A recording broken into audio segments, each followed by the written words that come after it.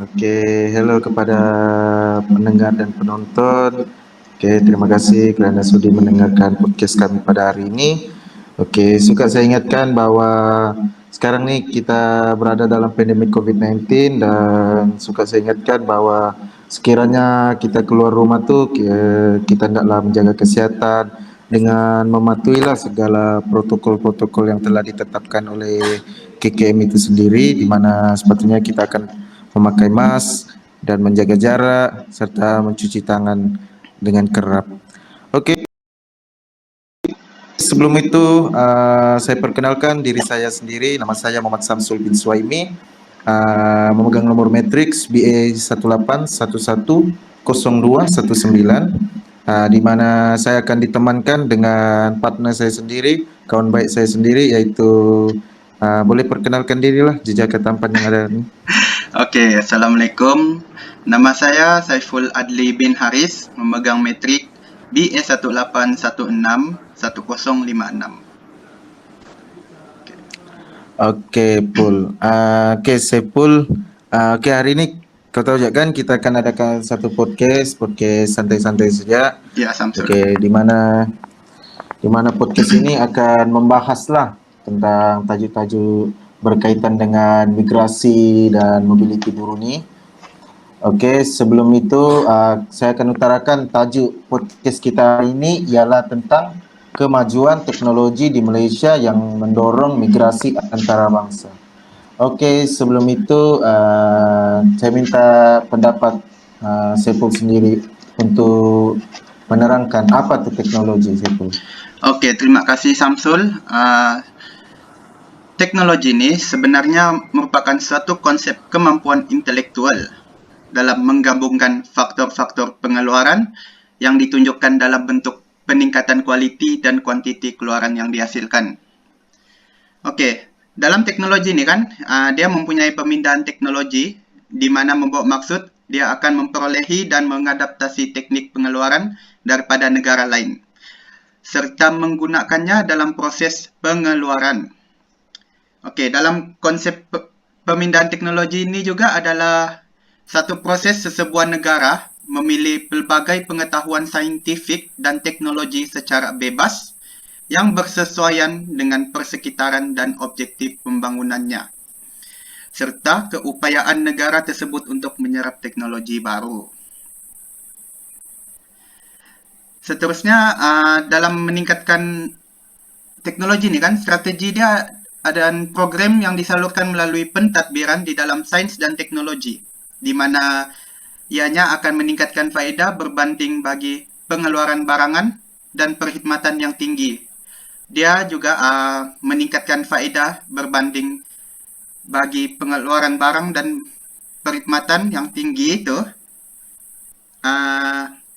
melalui keupayaan sains dan teknologi, di mana pembangunan teknologi tempatan yang boleh menguruskan pemindahan teknologi asing dengan lebih cekap dan tidak bertindih. Okey. Oh, okey. Itulah sedikit sebanyak teknologi yang kita boleh tahu. Okey, terima kasih Saiful. Ya. Okey, sebelum itu saya juga akan menerangkan sedikit sebanyak tentang migrasi yang mana berkait dengan tajuk kita hari ini, iaitu kemajuan teknologi yang ada di Malaysia yang mendorong migrasi antarabangsa. Okey, sebelum itu kita kena tahu apa tu migrasi. Okey, migrasi ini adalah merujuk kepada pergerakan penduduk yang berlaku di mana ia bergantung kepada masa yang diambil, sama ada dalam masa jangka yang panjang atau yang pendek. Okey, kewujudan migrasi juga dia merujuk kepada beberapa faktor yang menarik tarikan, iaitu gaji, keluar daripada kepompong, miskin, dan faktor teknologi di sesebuah negara maju yang mampu menarik berlakunya migrasi. Okey, kita tahu migrasi ini memberi kesan terbesar kepada negara terlibat secara vice versa. Dengan melaksanakan polisi bersesuaian, migrasi juga boleh menjadi penyumbang dan manfaat kepada sustainable development kepada negara pengantar dan penerima. Okey, berdasarkan data migrasi pada tahun 2019, yang mana migrasi ini merupakan peramal kepada tren semasa dan hadapan negara. Oke, keutamaannya nih, keberhasilannya negara dan pembuat keputusan juga memberi maklumat yang dipenuhi berkaitan dengan migrasi ini. Diskusi berkaitan dengan migrasi nasional dan internasional boleh diperdebatkan secara fakta dan data. Oke, bersesuaian dengan tajuk kita ini ialah migrasi antarabangsa. Oke, seperti kita tahu, migrasi ini kan pergerakan daripada satu tempat, pergerakan penduduk dari satu tempat ke satu tempat dalam masa jangka yang panjang ataupun pendek. Namun migrasi antarabangsa ini yaitu penghijraan dari sesebuah negara ke negara lain yang meliputi melintasi sepadan antarabangsa. Sebagai contoh kita boleh ambil warga negara Indonesia ke negara Malaysia. Itulah migrasi antarabangsa. Jadi migrasi antarabangsa ini juga dia mempunyai pola, 3 pola, yaitu arah aliran, isi padu aliran, dan komposisi aliran. Di mana arah aliran ini yaitu migrasi antara benua. Migrasi antara benua ini contohnya dari benua ke benua. Migran benua Afrika ke benua Amerika Utara. Itu antara contoh arah aliran. Kalau aliran antara negara pula di mana contohnya migran dari Indonesia ataupun Nepal, Bangladesh apa semua pergi ke Malaysia. Itulah migrasi antara negara. Itu biasanya migrasi antara benua dan negara. Oke, seterusnya ya isi padu aliran di mana dia merujuk kepada adakah banyak penduduk yang pindah migrasi atau sedikit. Itu isi padu aliran migrasi antarabangsanya. Dan seterusnya ialah komposisi aliran. Dia ini merujuk kepada jantina umur ataupun taraf pendidikan. Jantina kita tengok berapa banyak lelaki, berapa banyak perempuan. Okey, contoh yang boleh diambil dalam migrasi antarabangsa ni pada tahun 2009 di mana wanita ni lebih mendominasi migrasi antarabangsa dari yaitu 48% penduduk antarabangsa dunia, terutamanya daripada negeri negara Amerika Selatan dan Eropah. Itulah sedikit sebanyak kita boleh kaitkan dengan migrasi. Okey, Paul.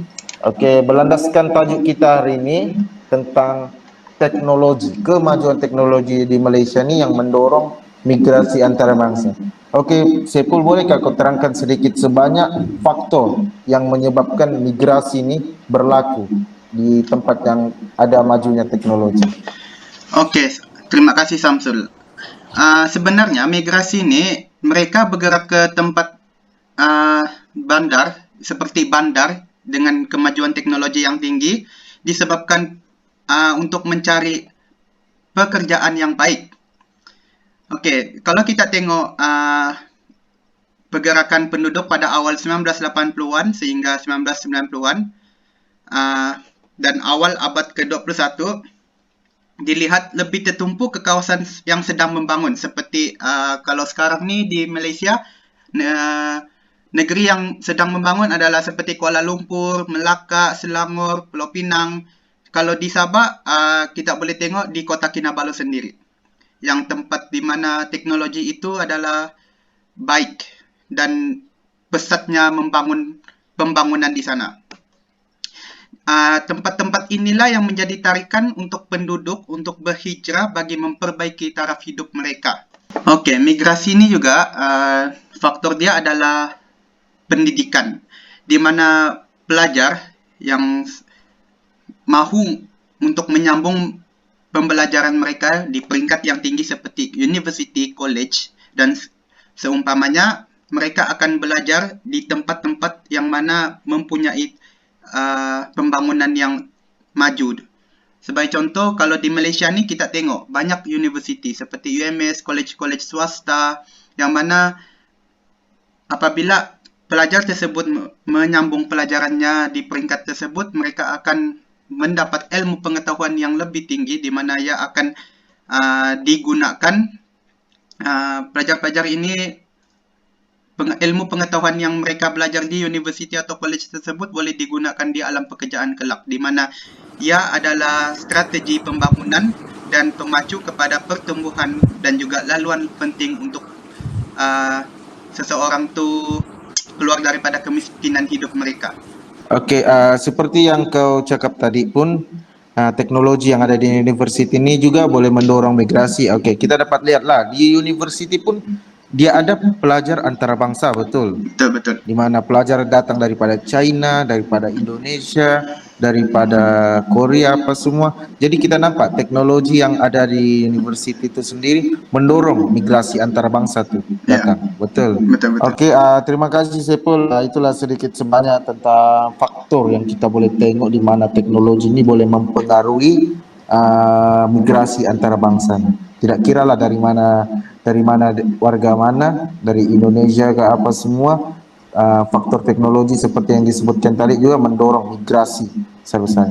Okey, seterusnya kita akan ketahui bahawa kesan migrasi itu sendiri daripada kemajuan teknologi di sesebuah negara. Sebagai contoh Malaysia, kita ambil kemajuan teknologi di Malaysia ni mendorong migrasi. Namun kita akan tengok kesan-kesannya. Yang pertama, kesan positif di mana kemasukan golongan profesional daripada negara dapat memajukan negara dan memberi pertukaran pendapat idea. Kita dapat kaitkan di sini dengan pakar, di mana apabila berlakunya migrasi pakar, migrasi antarabangsa, pakar-pakar dari luar ni masuk ke negara kita, akibat kemajuan teknologi ni, pakar-pakar ni boleh menyumbang dorang punya ideologi, ideologi semua dari negara mereka untuk masuk ke negara kita untuk mengembangkan lagi kemajuan teknologi kita.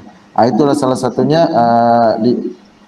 yang mana kesan positif di mana teknologi kita akan semakin berkembang hasil daripada migrasi pakar daripada antarabangsa.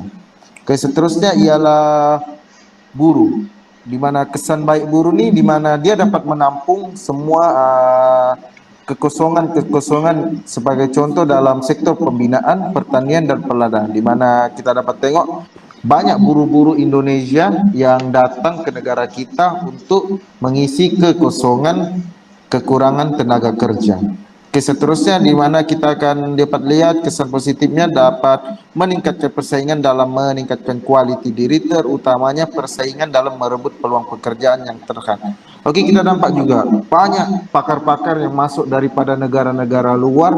Jadi oleh itu negara kita sendiri, pakar-pakar yang ada di negara kita sendiri seharusnya bersaing agar mendapat banyak lagi menempatkan tempat dalam industri tersebut. Kita tidak bergantung dengan pakar-pakar luar, namun kita akan bergantung dengan pakar-pakar yang ada di negara kita sendiri untuk memajukan teknologi kita itu sendirilah. Oke, seterusnya ialah meningkatkan ekonomi negara daripada perbelanjaan negara. Yang ini kita dapat tunjukkan kepada pelancong, di mana migrasi antara bangsa daripada pelancong itu sendiri banyak menyumbang kepada teknologi-teknologi yang ada di negara kita. Sebagai contoh,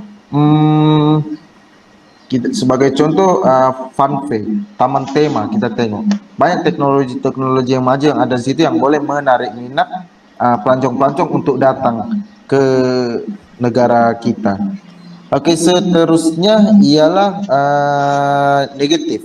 Namun kita dapat lihat kesan negatif terhadap migrasi yang berlaku akibat teknologi ini, di mana kita lihat akan berlakunya kesesakan lalu lintas.